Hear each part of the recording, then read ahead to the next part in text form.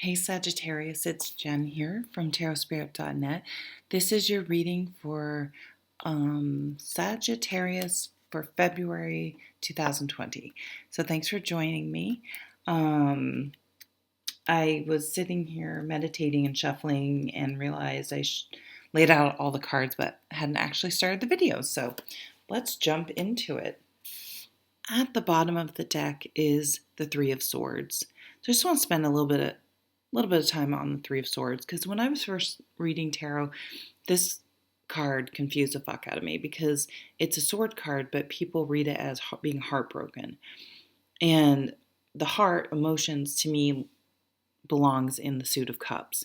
So it took me a long time to really understand the meaning of this card and what it means for me. It's kind of the feeling of jealousy, where jealousy really is in the mind, and it's, to me, about control.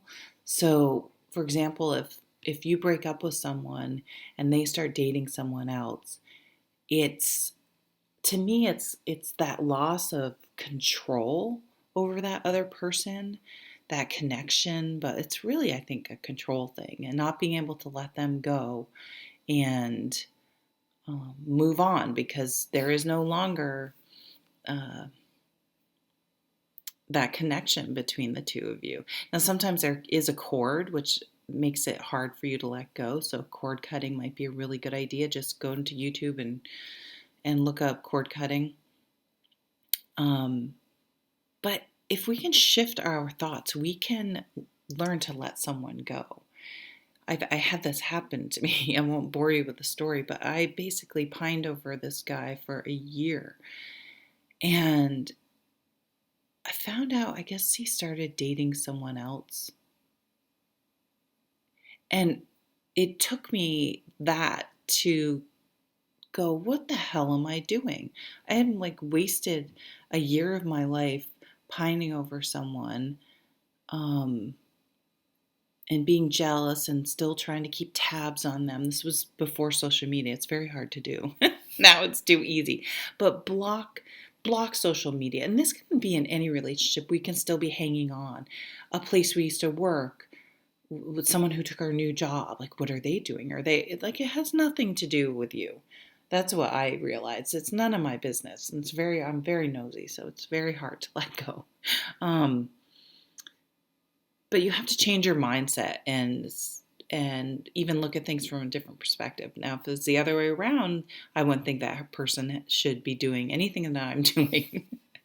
But so it's good to check our mental state and be like, okay, what are we obsessing about? Where are we putting our time and energy that is not productive? So I always take that card and put it as this position, which is the foundation. And I'm not sure where I do it, because then I look and I want to read the next card on the bottom as the true bottom, which is death, transformation. So right now we're going to be able to transform our life by changing our thoughts.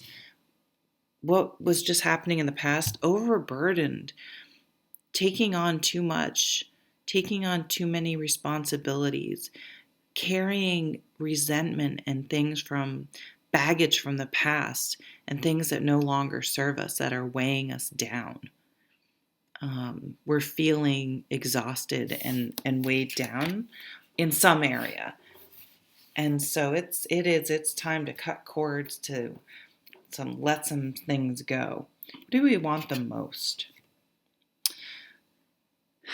A rich family life, a legacy, stability, sustainability, a calm, comfortable home. So this is a home versus a house, right? A house is just a structure, but a home is the energy and the vibe and how people are treated in it. So if you think about that, you really want a nice, comfortable, safe home. You don't want to be with someone that makes you feel like that or makes you feel like that. overburdened. So if this is truly what we want most, then we have to be more discerning. And if someone shows you what they're like, believe them and let them go if it's toxic. And vice versa. If they are really nice, don't let our egos come in and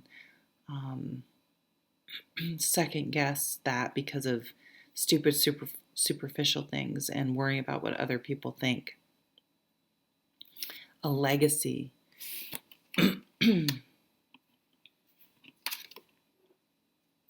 Oh, interesting. So this Eight of Wands card, they show it a little slightly distressing in this deck, and I can see that because this is about things happening very, very fast.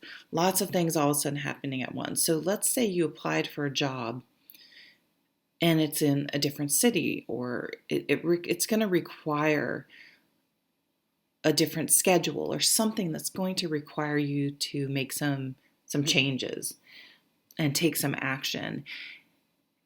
And so you apply for this job, you've probably been like worrying about it, and I hope I get it, and oh, but it would be so sad if I don't get it. And then you hear you get it, and you're like, do I really want this? Like the whole tune changes. If you have that happen, or I have a crush on someone, you find out they're interested in you, and all of a sudden your ego comes in. And you start worrying about all these superficial things and all these obstacles in the way instead of appreciating, like, no, this is what you want and you got it and you can figure it out and making it happen. It's panics and self-sabotage that we all do. This is, just remember, this is what you wanted. Wow, the 10 of Cups. The happily ever after card. We have two families here. I like to say, though, that don't let society or other people's lives tell you what happily ever after looks like. And don't be sad if you're not there yet. You won't get there by settling or trying to force things, that's for sure. But your happily ever after may not look like any of this. You may not want kids. Your relationship may not be a man and a woman. You may not like the outdoors. Maybe you hate picnic. No, I'm just kidding. So it's okay if you're not there, and it's okay if your happily ever after does not match other people's. That's something you have to be willing to live authentically. What's coming up? Victory. Don't settle. Yeah, I'm getting a strong theme. Don't settle. Don't lower your standards. And you will be victorious in having the life you want to live. What are you thinking about this month? The King of Cups. You're looking for a mature relationship with someone that can acknowledge their feelings and share their feelings, but are not driven by their feelings in the sense that they become angry or emotionally manipulative or pout. Mature. You want a mature person that you can feel safe sharing your emotions with, and you're not guessing or trying to figure out what's going on. How other people see the situation. Balance. Bringing balance into your lives. So maybe, so this is going from all of this burdens and running yourself ragged and carrying all sorts of resentment and old baggage. There's a real transformation. We have that Death card with bringing more balance and letting things go and lightening our loads. So you may literally take up some sort of practice this month, like yoga or something, some sort of workout, some sort of meditation, some sort of routine that's really going to make a big It's going to transform your life. Hopes and fears, Seven of Pentacles. There's a little bit of fear around waiting for the right thing to happen. You feel like time is passing you by, but I think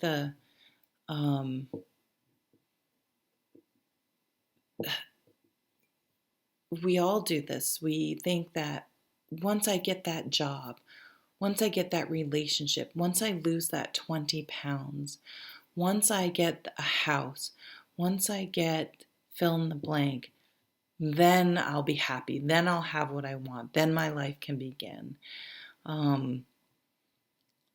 So the Seven of Pentacles tells you to be patient, but it also tells you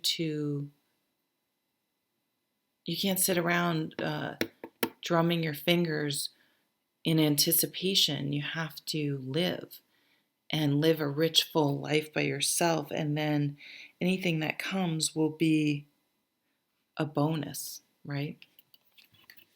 And the outcome or the overall energy, Eight of Cups. Wow, time to walk away from shit that is not serving you, okay? And that's going to be the key, is letting go. Where are you running the AC full blast with the windows open? Where are you just wasting time and energy? What's exhausting you? What isn't working anymore? And cutting that stuff out of your life. So you can, it's somewhere, that slot machine analogy I like to use with this card, you've gone beyond your limit, and it's time to put an end to it. You're not going to get the returns that you deserve for what you put in. So it's hard to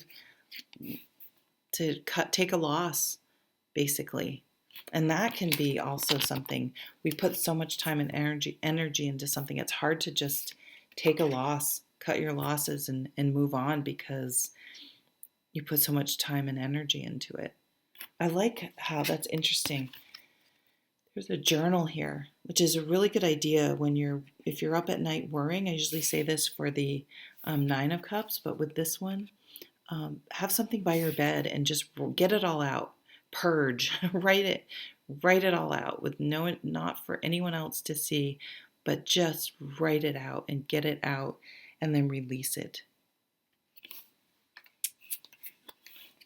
And by cutting those things out, you will transform your life, right? Very cool. Have a great February, and I'll see you at the next reading. Take care.